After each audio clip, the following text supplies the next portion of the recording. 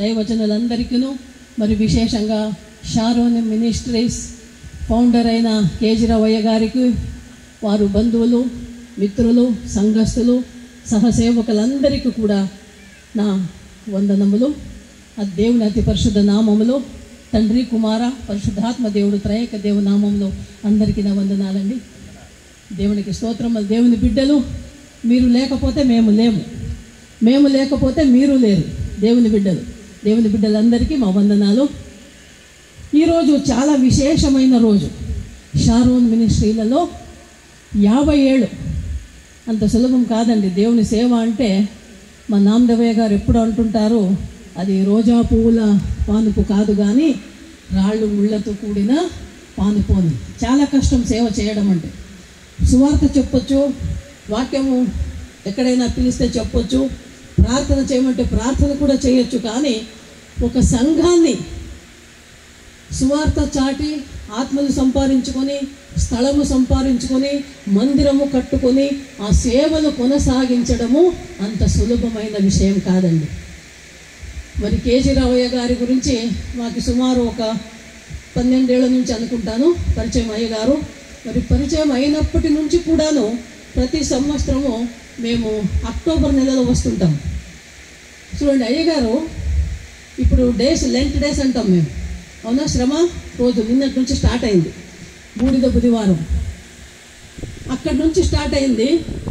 ప్రతి సంవత్సరం కూడా అయ్యగారు మార్చి నెలలో వార్షికోత్సవములు, అక్టోబర్ నెలలో మరి ఉపవాస కూడికలు జరుపుతుంటారు.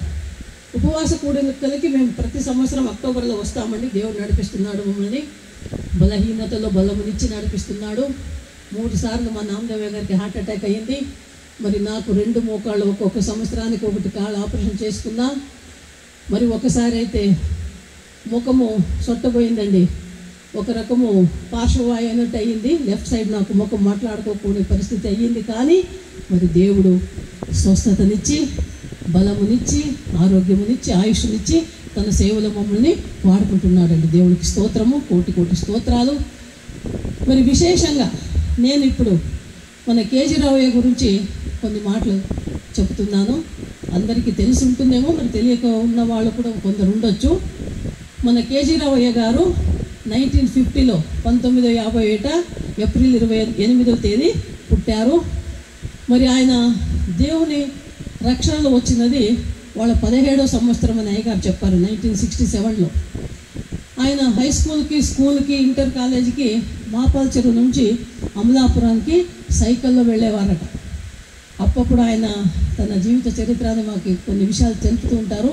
ఈసారి వచ్చినప్పుడు చెప్పారు అయ్యగారు, సైకిల్లో వెళ్ళేదాన్ని. వాళ్ళ స్కూల్, వాళ్ళ కాలేజ్ చూపించారు. మేము మొన్న నర్సాపురం నుండి మాపాల చెరువుకి వచ్చేటప్పుడు కారులో వచ్చాము. మేము బళ్ళారి నుండి లేదా బెంగళూరు నుండి వస్తే రాజమండ్రి లేదా నర్సాపురంకి వస్తామండి. అక్కడికి అయ్యగారు కారు తీసుకొచ్చి మమ్మల్ని తీసుకొస్తారు మరి ఇక్కడికి. మరి మొన్న అలా వచ్చేటప్పుడు అయ్యగారు చెప్పారు, వాడు చదివిన స్కూల్ చూపించారు. చాలా సంతోషమైంది. సైకిల్లో వచ్చేవాడినమ్మా నేను అన్నారు. అంత కష్టపడి చదువుకున్నారు. మరి బీకామ్ చదువుకున్నారు అయ్యగారు.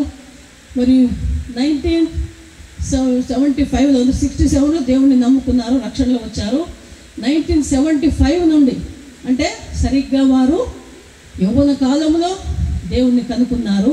టీనేజ్లో 17 ఇయర్స్లో మరి 25వ సంవత్సరం నుంచి సేవలో ఉన్నారని చెప్పారండి. 1975 నుండి ఇప్పుడు 2025 అంటే 50 ఏళ్ళండి. దేవునికి కోటి స్తోత్రాలు. మరి ఇలాగా ఎన్ని కష్టాలు, ఇరుకులు, ఇబ్బందులు, అనారోగ్యములు ఎన్ని వచ్చినా సేవలో 50 ఏళ్ళు అయ్యగారు ఉన్నారంటే చాలా సంతోషం అండి. ఆయన మాకు ఆత్మీయ తండ్రి, ఆత్మీయ నాయకుడు కూడా. అలాంటి ఒక సేవకుని దేవుడు మా జీవితంలో పరిచయం చేసినందుకు దేవునికి కోటి స్తోత్రాలండి, వందనాలు. షారోన్ మినిస్ట్రీ ఇంకనూ కూడా ఇది golden Jubilee celebration, next diamond Jubilee celebration, 75 సంవత్సరాలకు, 100 ఏళ్లకు ప్లాటినం జూబ్లీ సెలబ్రేషన్ కూడా చేసుకోవాలని మేము దేవుని వేడుకుంటామండి. దేవునికి స్తోత్రము, హల్లెలూయా. దేవుని వాక్యం మనం చూసుకున్నట్లయితే ఈరోజు పాంప్లెట్లో వేశారు, జకరియా 4వ అధ్యాయము 6వ వాక్యం చదవండమ్మా. తెలుగులో మాది కన్నడ బైబిలు, కర్ణాటక మేము. తెలుగులో ఎవరైనా చదివితే వాక్యము చూడండి, మేము ఇక్కడ ఉన్నామంటే మా చిత్తము కాదు, మీ చిత్తము కాదు, కేజీరావు అయ్య గారి చిత్తము కాదు. ఏది జరగాలన్నా అది దేవుని చిత్తమే. ఎన్ని తలచినా ఏది అడిగినా జరిగేది నీ చిత్తమే ప్రభువా అన్నట్టు ఈ సేవలు ఇన్నేళ్ళు ఇంత మంచిగా చేసుకొని వచ్చారంటే అది ఎలాగా అనేది వాక్యం చదివిస్తుంది. శక్తి చేతనైనను బలము చేతనైనను కాక నా ఆత్మ చేతనే అని సేనాధీశ్వరుడైన యెహోవా దేవుడు సెలవిచ్చుచున్నాడండి. సేనాధిపతి అయిన యెహోవా దేవుడు చెప్పే మాట ఏంటంటే, మన ఆత్మ మన బలముతో కాదు, కానీ దేవుని ఆత్మ బలముతోనే చేయగలమండి. ఆయన కృప లేనిదే, ఆయన దయ లేనిదే, ఆయన కరుణ లేనిదే, ఆయన దీవెన లేనిదే, ఆయన చిత్తము లేనిదే మనం ఏమీ చేయలేమండి. హల్లెలూయా. అలాగే మేము కూడా, నేను మరి మా నామదేవయ్య గారు బైబిల్ స్టడీ చేశామండి. సుమారు 14-15 ఏళ్ళు చదువుకున్నాం మేము. BTH, MTH, DD doctorate in divinity, మరి PhD ఫిలాసఫీ కూడా చేశాం బైబిల్ స్టడీస్లో 4 డిగ్రీ. ఇంత చదివినా కనుక్కున్నది ఒకే మాట, అర్థం చేసుకున్నది ఏంటంటే దేవుని చిత్తము, దేవుని ప్రణాళిక. God's plan and God's will. ఆయన చిత్తము లేనిదే, ఆయన ప్రణాళిక లేనిదే మనం ఏమి చేయలేమండి. ఈరోజు ఇక్కడ ఉన్నామంటే ఆయన చిత్తమే, ఆయన ప్రణాళిక. మేము ఎప్పుడు అక్టోబర్లో వచ్చేవాళ్ళు, మరి మార్చిలో వచ్చామంటే దేవుని చిత్తమేనండి. 50 ఏళ్ళ యానివర్సరీకి అయ్యగారు రమ్మంటే మరి మేము వచ్చాము. దేవుని చిత్తము, దేవుని వాక్యం చదివిస్తున్నట్లు ఆయన బలమే మమ్మల్ని నడిపిస్తుందండి. ఎలాంటి బలము? నూతన బలముతో మమ్మల్ని నడిపిస్తుందంట దేవుని వాక్యం. చూడండి, యెషయా గ్రంథము 40వ అధ్యాయము 29, 30, 31 వచనాలు చూసుకుందామండి. యెషయా గ్రంథము 40వ అధ్యాయము 29, 30, అందులో చాలా ప్రాముఖ్యమైనది 31.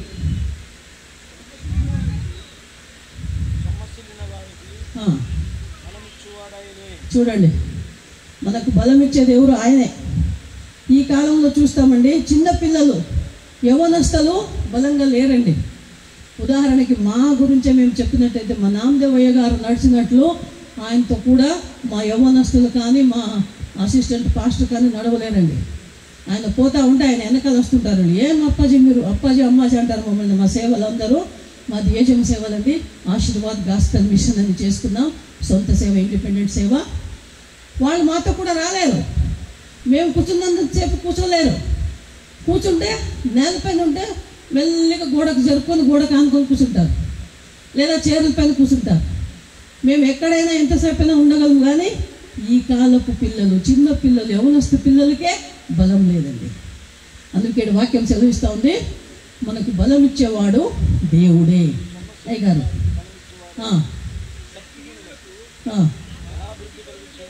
చూడండి, సొమ్మసిల్లిన వారు, అలసిపోయిన వారికి బలం ఇస్తాడు, శక్తిహీనులకు కూడా బలం ఇచ్చేది ఆయనేనండి. మరి ఈ వయసులో మేమైనా కానీ, కేజీరావయ్య గారు అయినా కానీ, మాకంటే మరీ యాక్టివ్ ఉన్నారు కేజీరావయ్య గారు. ఎన్నిసార్లు పైనుంచి కిందికి ఎక్కి దిగుతారో, ఎన్నిసార్లు మందిరానికి వచ్చిపోతారో. మరి ఈ కార్యక్రమాల కొరకైతే రేయి పగుళ్ళు ఆయన ఎంతో ప్రయాసపడుతున్నారండి. ఈ వయసులో, ఇప్పుడు ఎంత వయసు? ఆయన వయసు మినిమం లెక్క చేస్తే 75వ సంవత్సరం. సంఘస్థలో నెక్స్ట్ మంత్ 28వ తేదీ అయ్యగారి బర్త్డే చేసుకోండి. ఏది అది? డైమండ్ జూబ్లీ సెలబ్రేషన్, అయ్యగారి బర్త్డే 75వ సంవత్సరం ఏప్రిల్ నెల. మా అయ్యగారు కూడా ఏప్రిల్ నెల, సేమ్ బర్త్డే, సేమ్ అంటే డేట్ చేంజ్. ఏప్రిల్ 6 మా అయ్యగారిది, నామదేవయ్య గారిది. మరి కేజీరావయ్య గారిదేమో ఏప్రిల్ 28. ఇద్దరికి 75 ఏళ్ళు దేవుడు మరి కాచి కాపాడండి. వాక్యంలో చూస్తాము, ఈ కాలపులో మనిషి ఆయుష్ 70 ఏళ్ళేనంట. 70 ఏళ్ళకి మీరి ఉంటే 80, 90, 100 అయినా ఆయాసమే ప్రయాసమే అని వాక్యం చదివిస్తుంది, బైబిల్లో రాసి పెట్టిందండి. మరి మా అయ్యగారు ఎప్పుడు చెప్తుంటారు, నాకు బైబిల్ ఏజ్ అయిపోయింది, మరి ఇప్పుడు ఇచ్చిందంతా 70 మా వయసు, దానిపైన ఉన్నామంటే దేవుడు మనకిచ్చిన బోనస్ అంటుంటారు మా నామదేవయ్య గారు. ఇంకను కూడా ఆయన మమ్మల్ని నడిపిస్తున్నాడు, ఆయుష్, ఆరోగ్యం, బలమునిచ్చి నడిపిస్తున్నాడండి దేవుడు. దేవుడికి స్తోత్రం. అయ్యా ముందు చదవండి.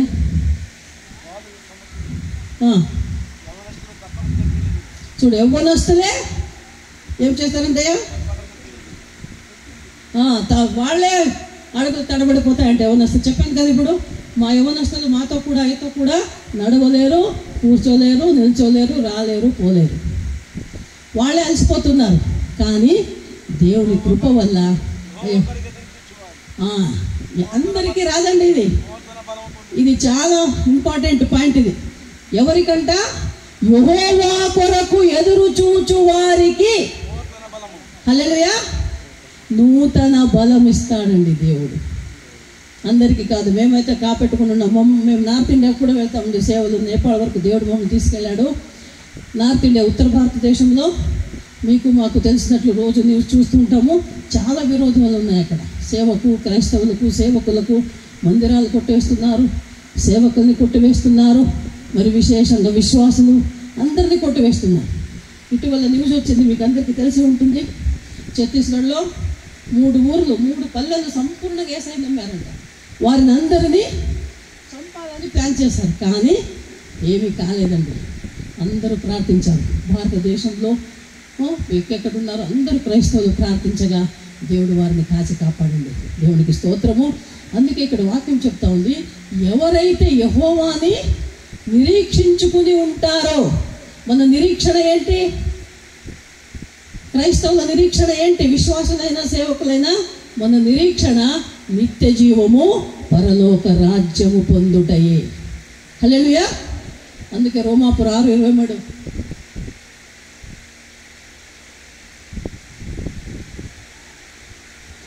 రోమన్స్ 6:23 వాక్యం చదివిస్తుంది కదా.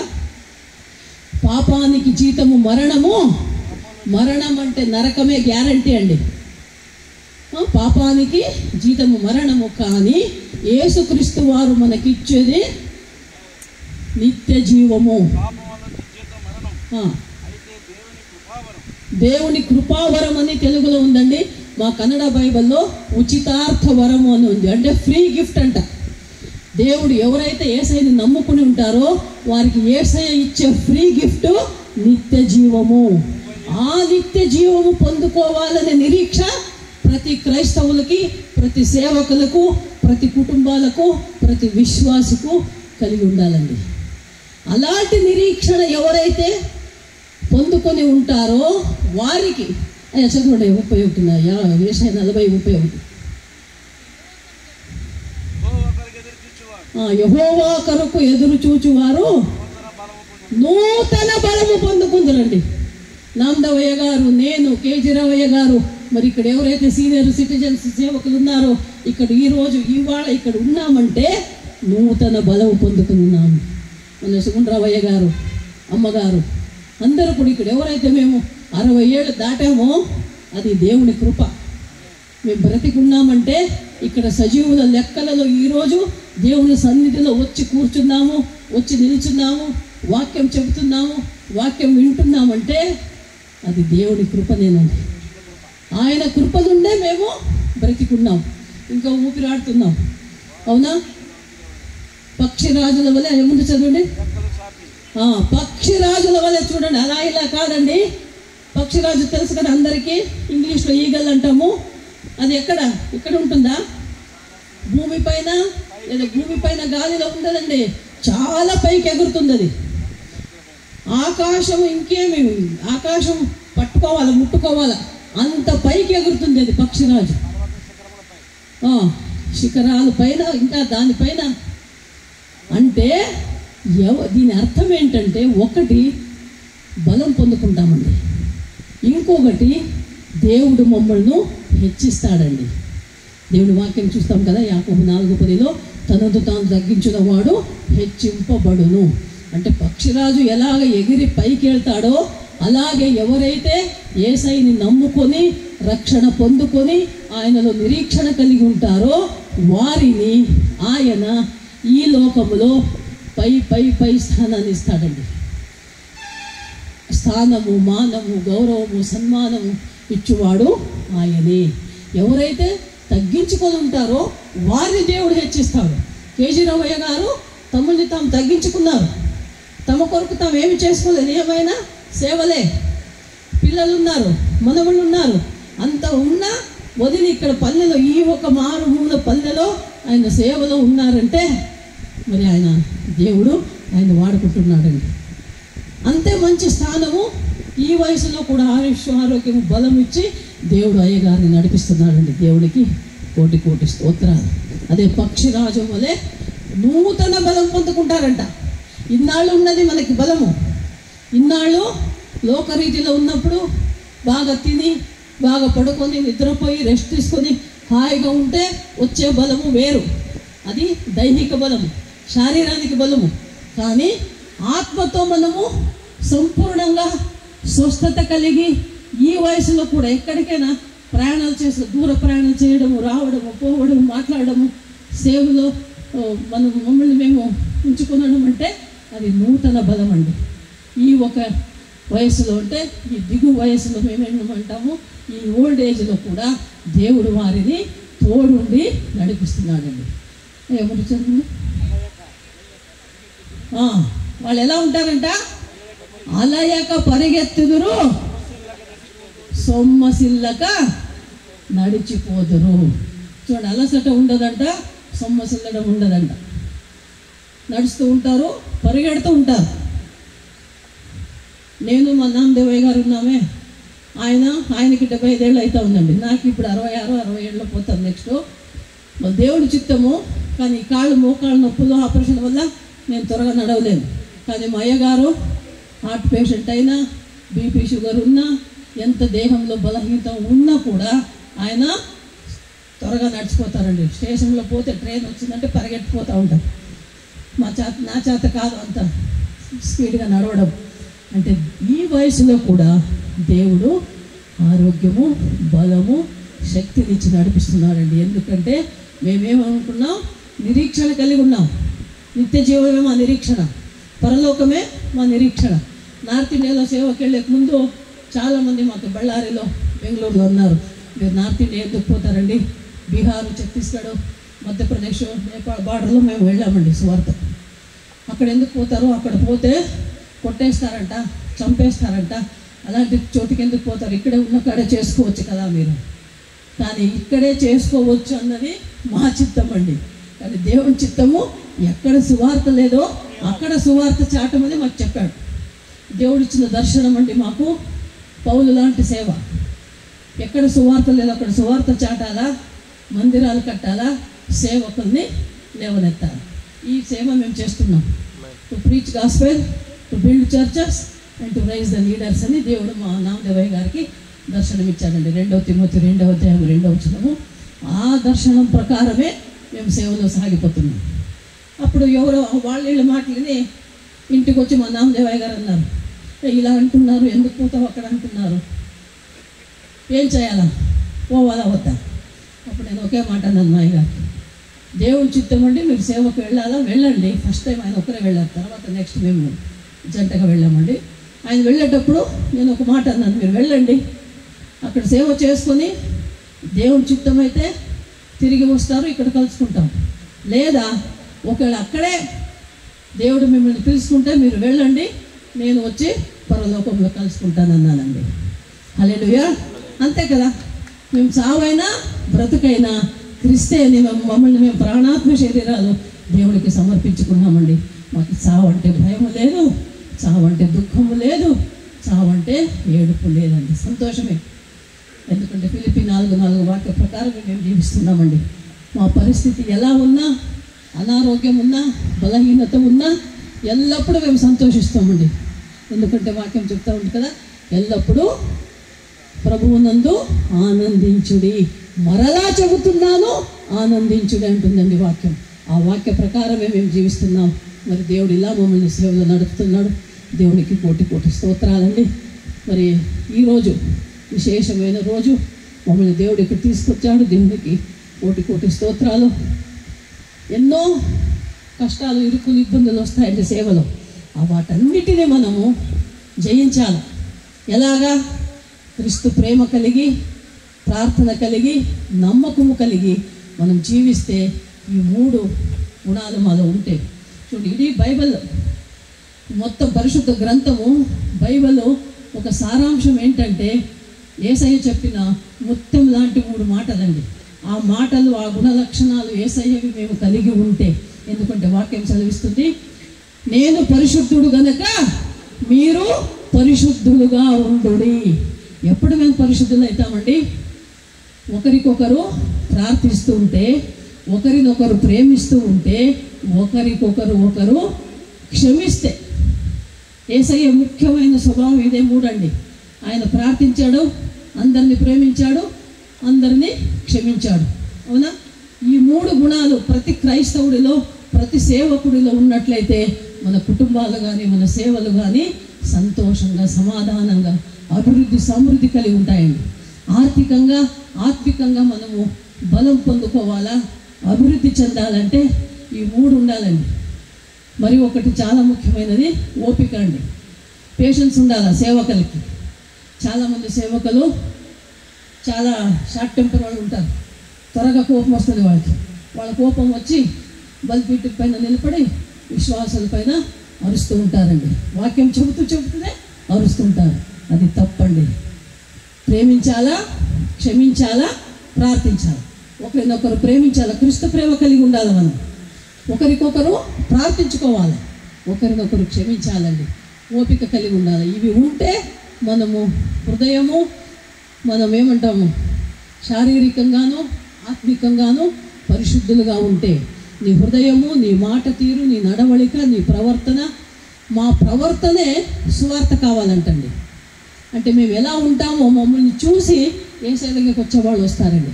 క్రీస్తు ప్రేమ కలిగి మంచి మాట, నీ నోట్లో మంచి మాట ఉంటే, మంచి సమరయుడిగా నీవు ఉన్నట్టయితే, అందరికీ తెలిసి చెప్పే అవసరం లేదు, మంచి సమరయుడు, గుడ్ సమరటన్ లాగా మనం ఉంటే ప్రతి ఒక్కరూ మా స్వభావము, మాలో ఉన్న క్రీస్తు ప్రేమ, మాలో ఉన్న క్షమాగుణము, ఒకరికొకరు ప్రార్థించిన వారై ఉన్నప్పుడు దేవుడు అద్భుతాలు చేస్తాడండి. అద్భుతాలు చేస్తాడు, మేలులు చేస్తాడు. మేలులు పొందుకున్నవారు, అద్భుతాలు పొందుకున్నవారు తప్పనిసరిగా యేసయ్య సన్నిధికి వస్తారండి, రక్షణలో వస్తారండి. మేము ఇదే చేస్తున్నాం.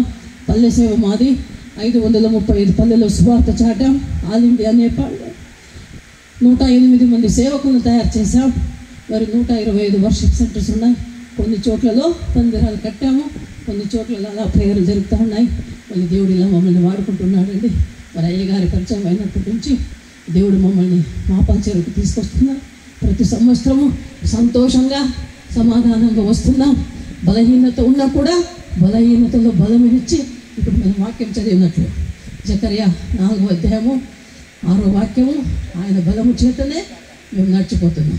మరి యెషయా గ్రంథము 40వ అధ్యాయము 31వ వచనం ప్రకారం మనం చూసినట్లయితే మనకు అలసట ఉన్నా కూడా ఆయన బలం ఇస్తాడంట.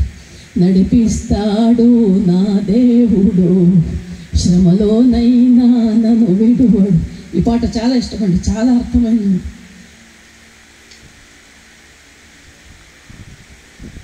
హల్లెలూయా, హల్లెలూయా చెప్పండి అమ్మా. హల్లెలూయా అంటే దేవునికి మహిమ కలుగునుగా అన్నట్టు కదా.